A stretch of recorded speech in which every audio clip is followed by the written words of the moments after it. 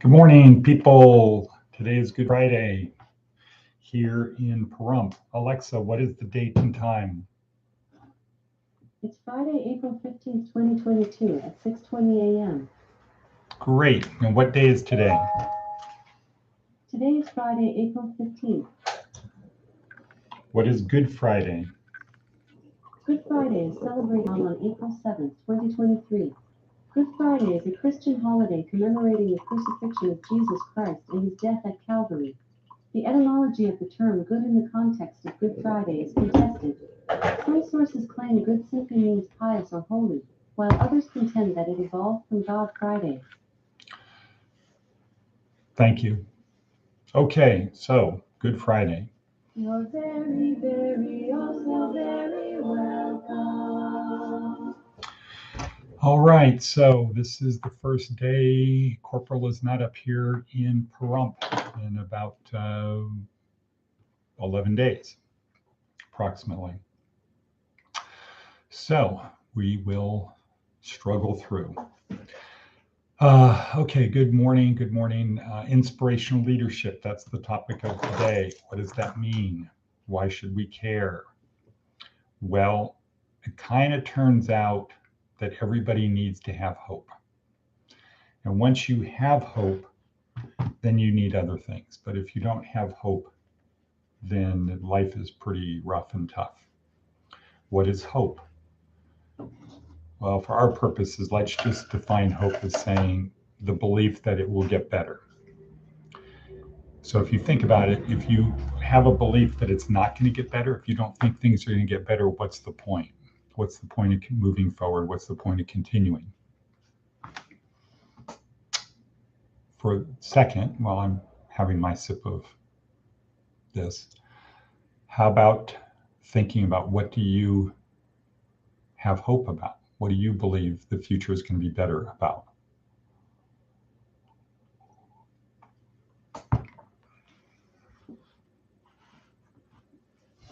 Is it your job? You hope it's going to get better. You have a belief that if you just keep going to work, something good is going to happen. Is it with relationships? You have a belief that if you just keep doing A, it's going to get better, or if you start doing B, it'll get better. We need hope.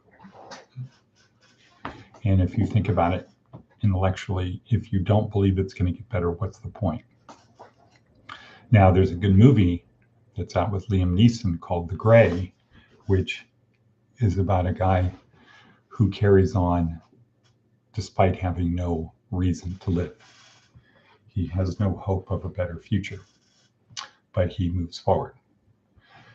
However, for us, it's about hope. So fundamentally, you need hope. Everybody needs hope. Everybody needs to believe it's going to get better.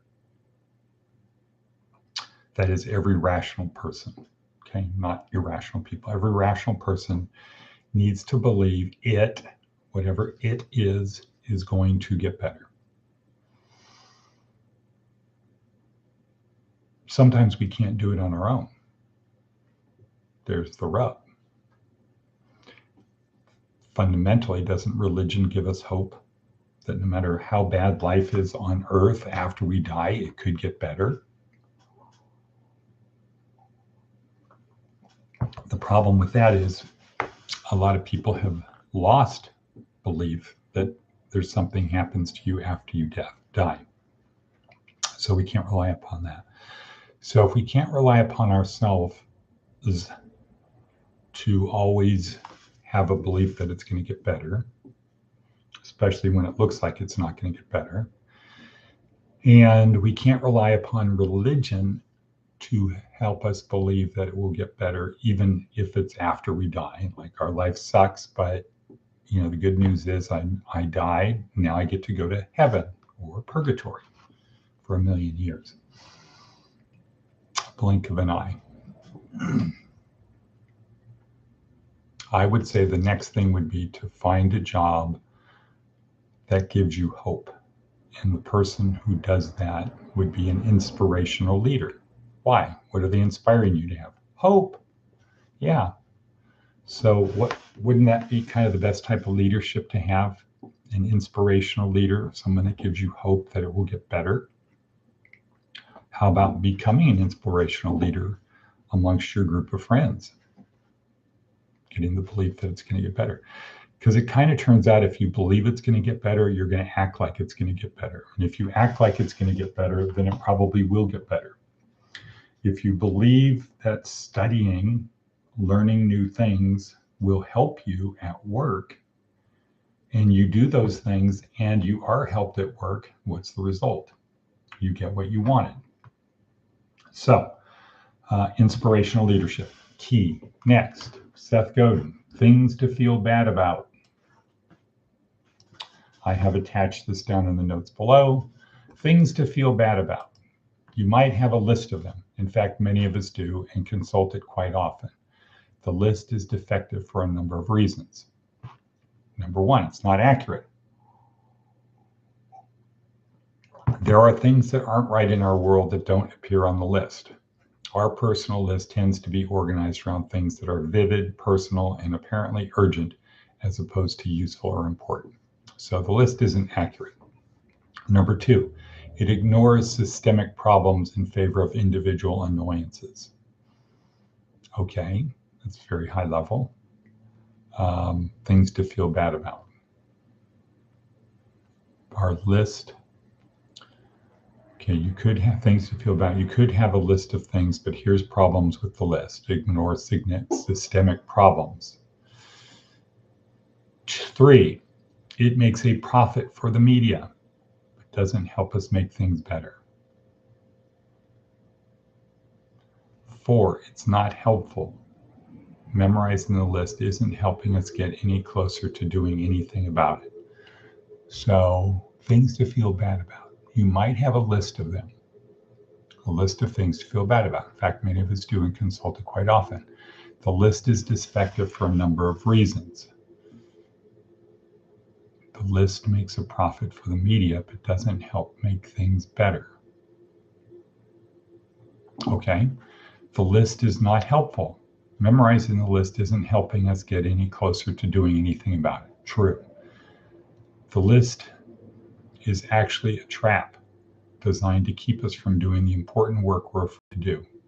It's resistance in the form of buzzkill. Okay, so that goes to hope right there. It's actually a trap designed to keep us from doing important work. So we start losing hope. The list is distracting. All of the moments we waste focusing on the feel bad lists simply serve to make us feel bad. That's the something. And then there's that's the list job. The list job is to make us feel bad. Lists like this aren't a helpful way to avoid bad outcomes, but they do allow us to experience the bad outcomes in advance, even the ones that don't happen. If feeling bad is keeping us from doing things that produce better outcomes, more connections, or simply joy, it's a waste. Okay, again, pursue hope.